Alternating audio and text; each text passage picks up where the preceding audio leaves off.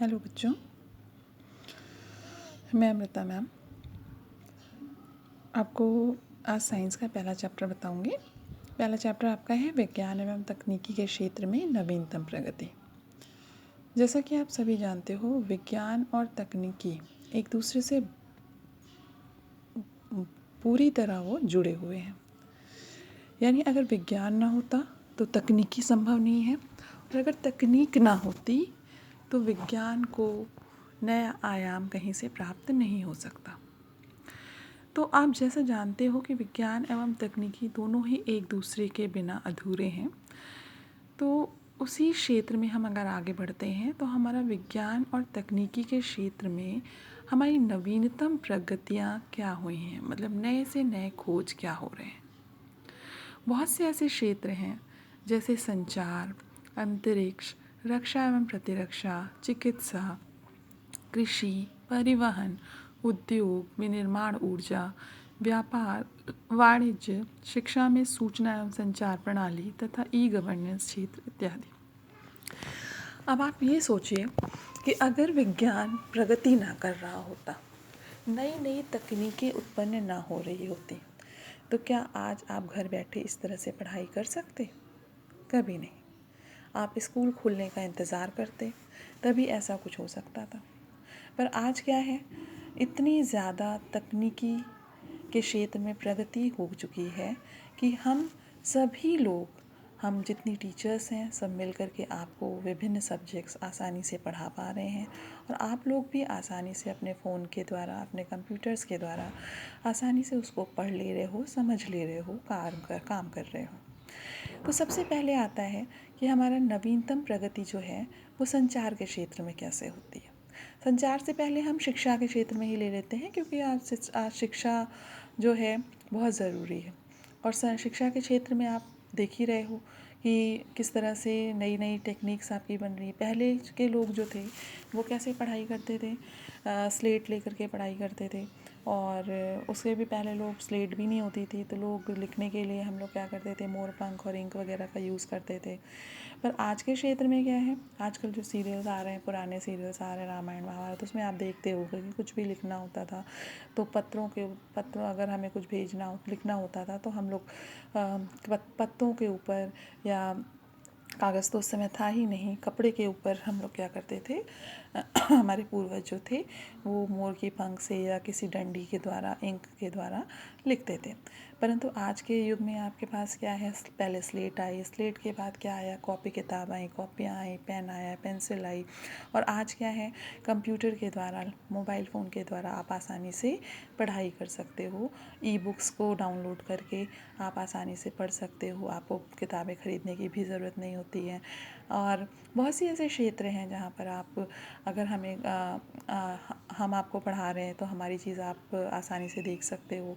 आप कहीं पर भी किसी फॉरेन कंट्री में कुछ है तो वो भी आप आसानी से पढ़ सकते हो। टीवी में भी बहुत से ऐसे चैनल आ रहे हैं, बहुत से ऐसे पोर्टल बनाए गए हैं, यूट्यूब के द्वारा बच्चे बहुत सारी चीज़ें शिक्षा ग्रहण कर सकते हैं। घरों में महिलाएं भी हैं, यूट्यूब के द्वारा विभिन्न प्रकार के व्यंजन बना सकती हैं। आपको भी अगर कुछ बनाना होता है तो यूट्यूब में वीडियोस देख करके आप सारा कार्य कर सकते हो।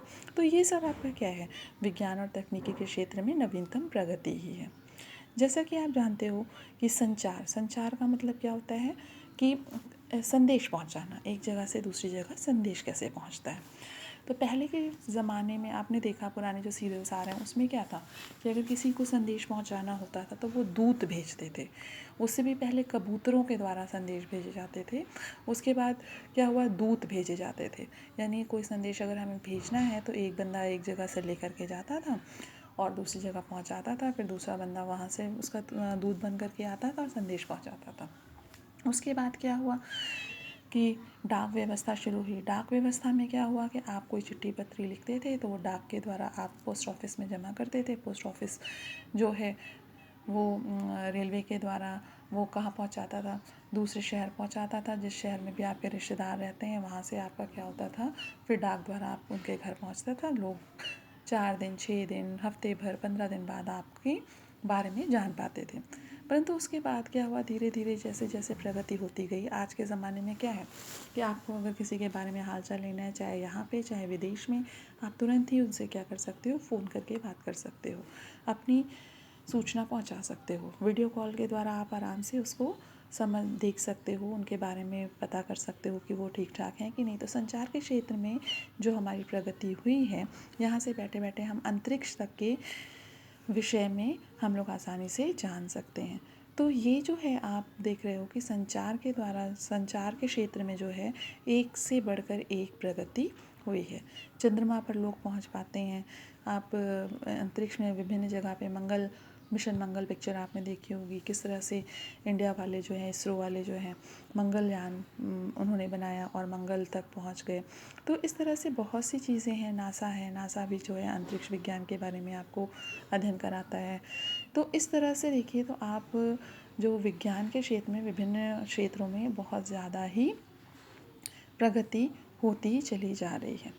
अंतरिक्ष में, अंतरिक्ष विज्ञान में आप जानते हो पहले क्या था कि लोग दूर बैठ कर के बस अंतरिक्ष के बारे में ही देख पाते थे। टेलीस्कोप का निर्माण हुआ तो उससे क्या होता कि विभिन्न चीज़ों को, आप दूर की चीज़ों को आसानी से देख पाते हो, उनके बारे में अध्ययन कर पाते हो। फिर रक्षा और प्रतिरक्षा, डिफेंस में भी देखिए नई नई तकनीकें आपकी बन रही हैं। सब विभिन्न प्रकार की जो तकनीकी बन रही हैं, तकनीकें हैं, उसके द्वारा हम लोग क्या कर सकते हैं, अपने देश की रक्षा कर सकते हैं। विभिन्न प्रकार के हथियार बन रहे हैं। उन हथियारों का प्रयोग जो है, मिसाइल्स हैं, उन सब का प्रयोग जो है हम लोग रक्षा और प्रतिरक्षा के क्षेत्र में कर सकते हैं। चिकित्सा तो आजकल बहुत ही ज़रूरी है, जैसा कि आजकल आप देख रहे हो कोरोना वायरस कितना फैला हुआ है। चिकित्सा के क्षेत्र में भी रोज़ नई नई खोजें हो रही हैं।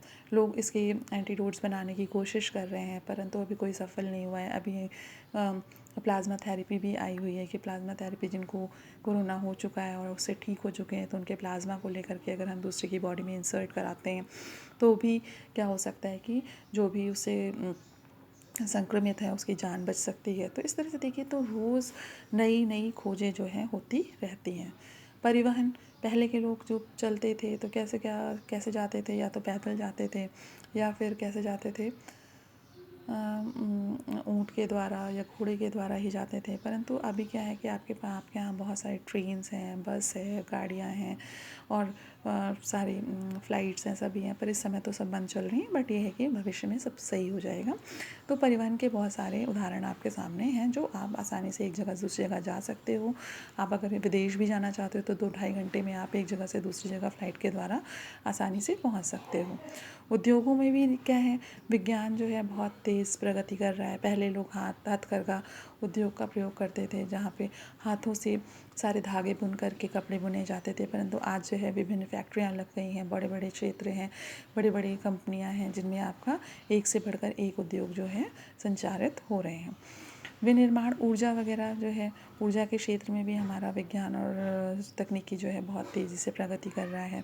व्यापार में देखिए, पहले लोग छोटे छोटे घरों में व्यापार करते थे, आजकल बिज़नेस कितने बड़े क्षेत्र में हो रहा है। वाणिज्य का क्षेत्र भी जो है वो बहुत ही वास्ट है, बहुत ही बढ़ा हुआ है। शिक्षा तो हमने आपको पहले ही बता दिया। और एक पॉइंट आता है ई गवर्नेंस। ई गवर्नेंस क्या होता है, जो हम लोग ऑनलाइन बैठ कर के शॉपिंग करते हैं। जैसे क्या है कि आप बाज़ार जाते हो, कुछ ख़रीदते हो, तो आजकल क्या है, फ्लिपकार्ट है, अमेज़ॉन है, बहुत सारी ऐसे पॉइंट्स हैं जहाँ से आप घर बैठे ऑनलाइन शॉपिंग कर सकते हो। हर जगह से आप ऑनलाइन सामान मंगा करके घर में आसानी से ले सकते हो, आपको बाज़ार जाने की ज़रूरत नहीं होती। तो ये ई गवर्नेंस का क्षेत्र है। तो ये सभी चीज़ें जो हैं आपके विज्ञान और तकनीकी के क्षेत्र में नवीनतम प्रगति के कारण उत्पन्न हुई हैं। अगर प्रगति ना होती, न तकनीकियाँ ना बनती, तो क्या हम ऐसा करने में संभव हो पाते? कभी भी नहीं। तो बच्चों, इसको ज़रा ध्यान से देखिएगा। मैं इसके स्क्रीनशॉट्स भी आपको भेज रही हूँ, तो उसको आप पढ़ लीजिएगा। थैंक यू बच्चों।